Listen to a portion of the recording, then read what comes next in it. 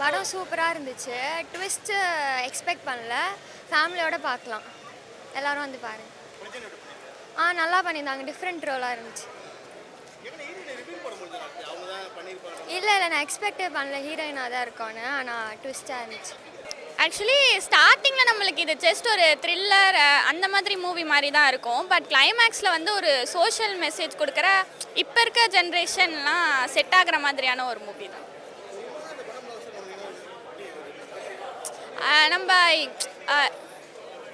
இதுதான் நடக்கும் அதுதான் நடக்கும் அப்படின்னு நம்ம எக்ஸ்பெக்ட் பண்ணும்போது டோட்டலாக டிஃப்ரெண்ட்டாக நடக்கும் கிளைமேக்ஸில்.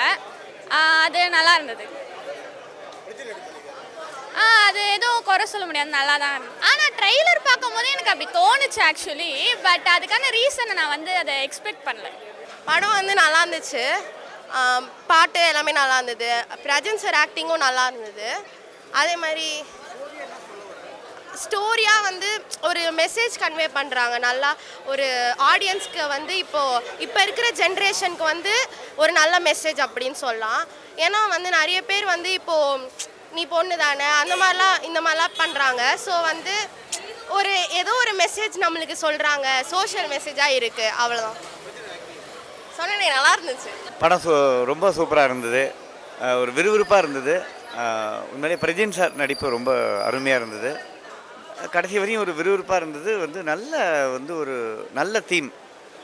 ஏன்னா இன்றைக்கி எல்லாருக்கும் சொல்லக்கூடிய ஒரு சோஷியல் மெசேஜ் அது. நாம் வந்து ஒரு மேல் ஃபீமேல்ன்ற அந்த டிஃப்ரென்ஸ் பார்க்கக்கூடாது. பெண் குழந்தைகளையும் நம்ம வந்து நல்ல இந்த சொசைட்டியில் அவங்களுக்கு ஒரு அங்கீகாரத்தை கொடுக்கணுன்றதுக்கு வந்து நல்ல ஒரு டைரக்டருக்கு உண்மையிலே அப்ரிஷியேட் பண்ணணும். பாட்டெல்லாம் ரொம்ப சூப்பராக இருந்தது. பாட்டு மியூசிக் தான் வந்து படத்தை அப்படியே நல்லா அந்த படத்தோடயே இணைஞ்சிருந்தது. கடைசி வரையும் ஒரு அருமையான ஒரு படத்தை பார்த்து ஒரு சந்தோஷம் கிடைச்சிது. எல்லாருமே வந்து தேட்டருக்கு வந்து படம் பாருங்கள். ஏன்னா இது வந்து தேட்டரில் பார்க்கும்போது நல்ல அந்த ஒரு கிளாரிட்டி சூப்பராக இருக்கும்.